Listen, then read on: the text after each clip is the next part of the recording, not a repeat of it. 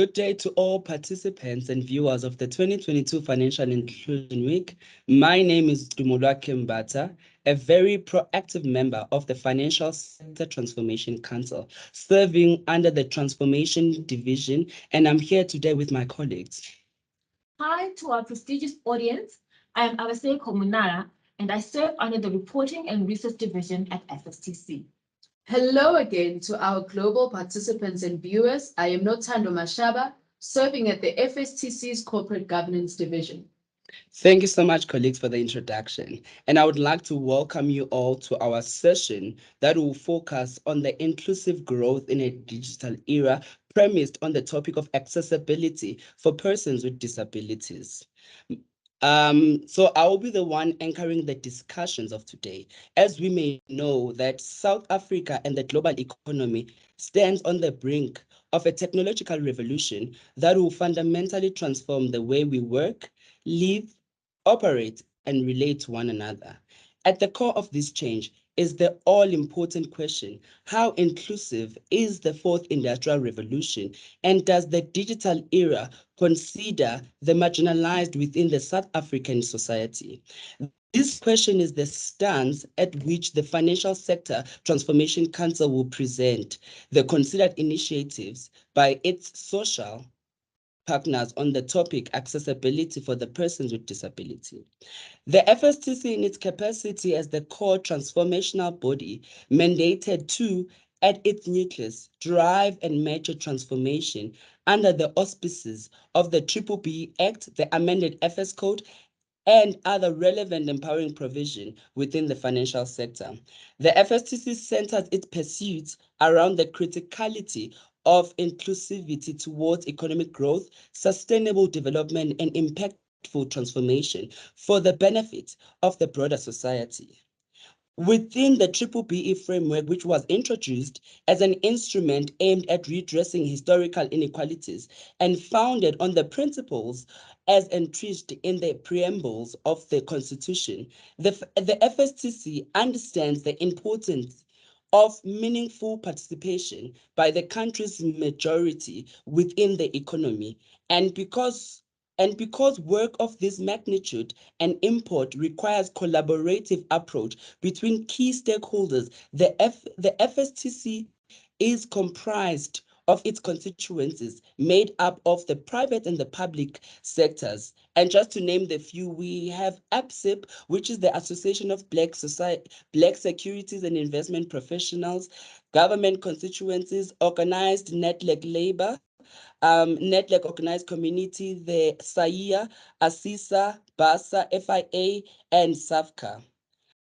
Within this context, the FSTC takes into consideration that being able to participate in a digital economy is increasingly essential for everyone's welfare and survival within the national and global corporate landscape, and that in order to fuel inclusive growth, the marginalized, including the persons with disabilities, need to fully and meaningfully participate in the digital formal economy, and the amended FS Code makes provisions for this designated group within the management, control, and skill development element.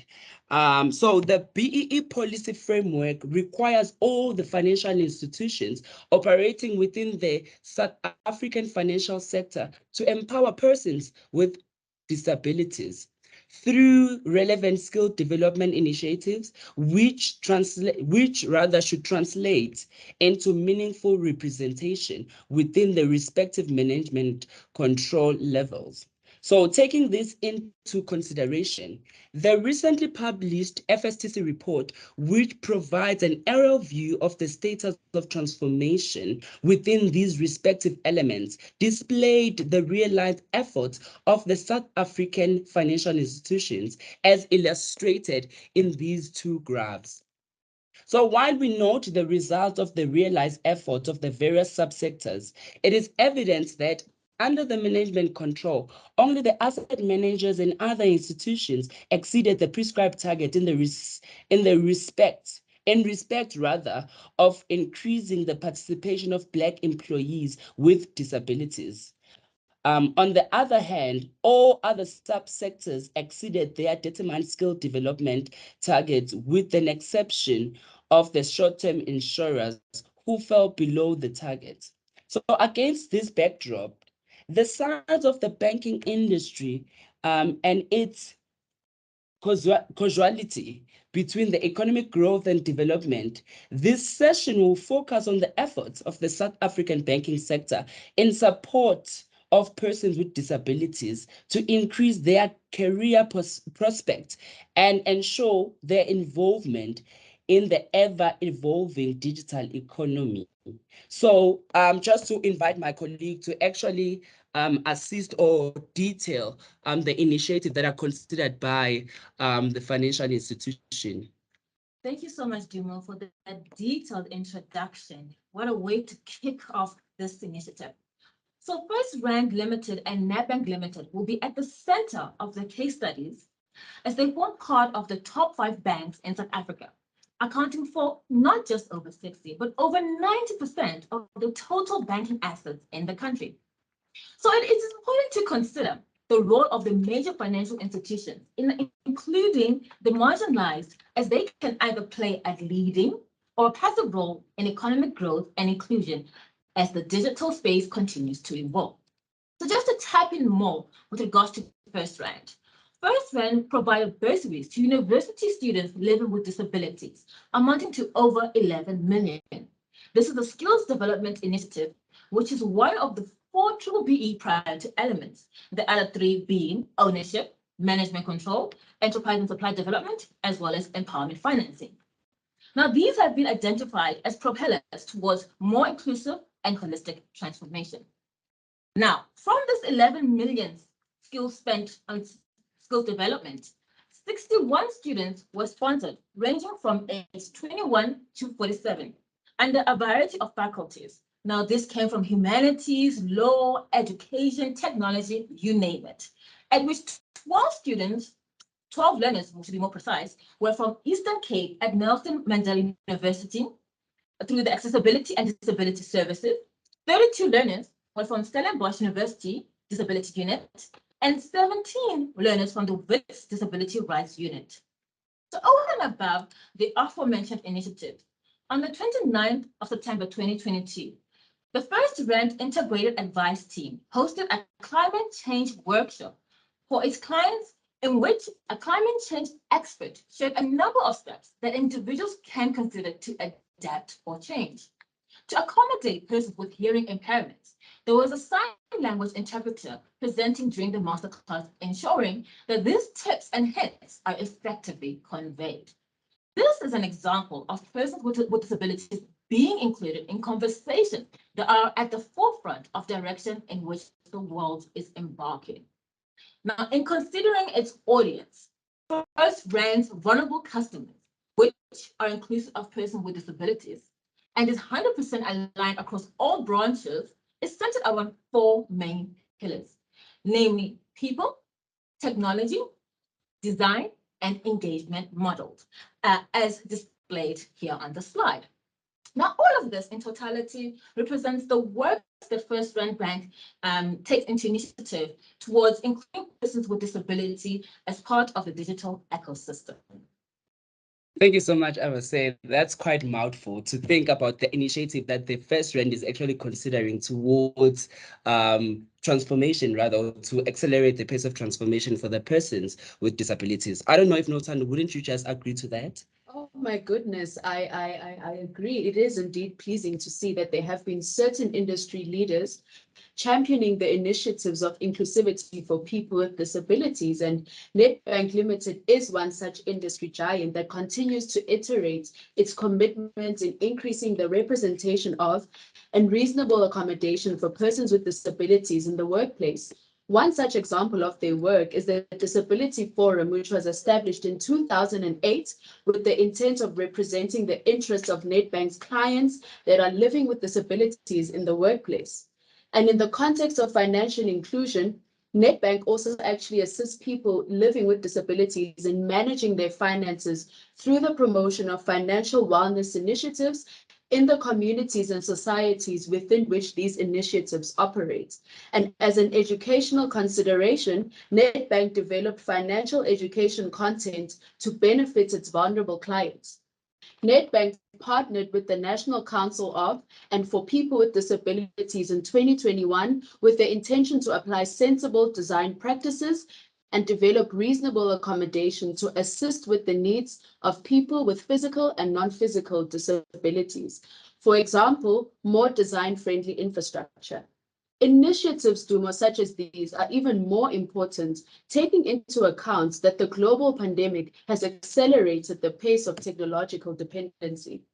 Thank you so much, Notando. That's very commendable for the banking sector, taking to understand, as you have said, Avase, on your opening, that they actually contribute 90% of the assets of the economy.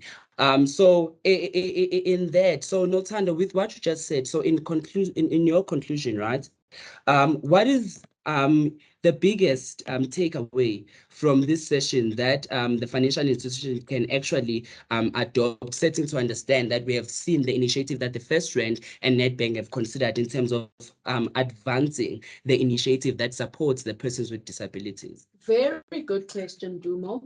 As improving digital equity and inclusion of the marginalized form the basis of the FSTC session on the digital divide and accessibility for persons with disabilities, taking into account the commendable work as considered by some of South Africa's biggest banks, it is imperative to understand the disruptiveness that the fourth industrial revolution presents both pros and cons, which require substantial efforts to equip society at all levels.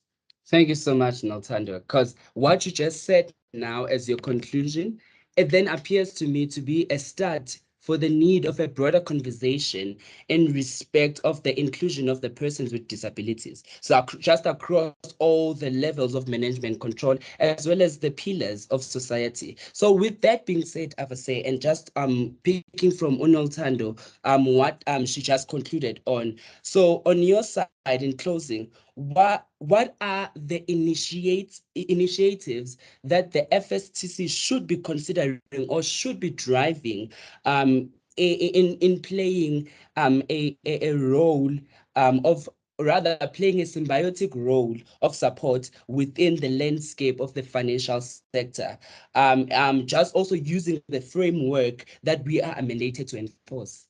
Well, thank you so much for that question, Dima. Considering the FSTC, right, we don't want financial institutions initiatives to go unnoticed.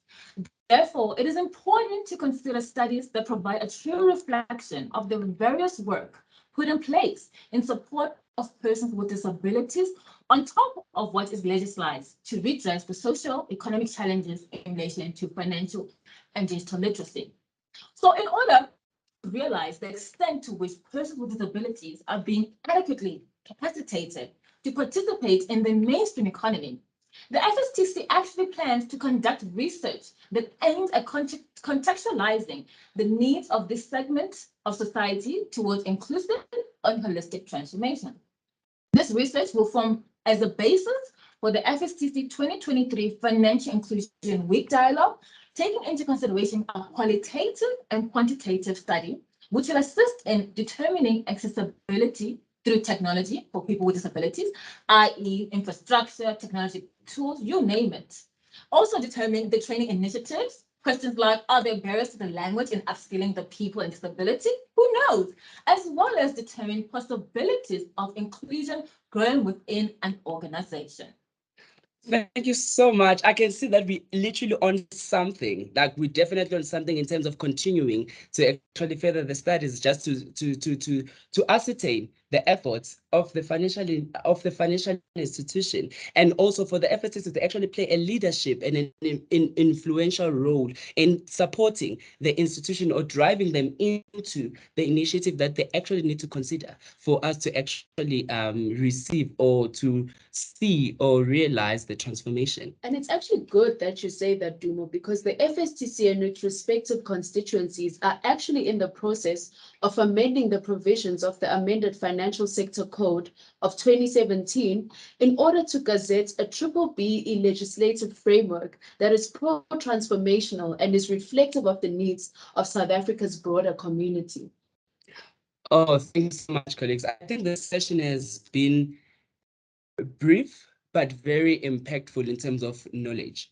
Because as evidenced by the works of the two banks, digital inclusion is pathway to financial inclusion for persons with disabilities. So with the technological dependence on the rise, perception behind the social model of transformation, specifically for the person with disabilities, needs to be changed to broaden initiatives of inclusion across South Africa's population spectrum to enable even those left behind to thrive in this fast-paced digital environment. And a great example of such work have been displayed in this session.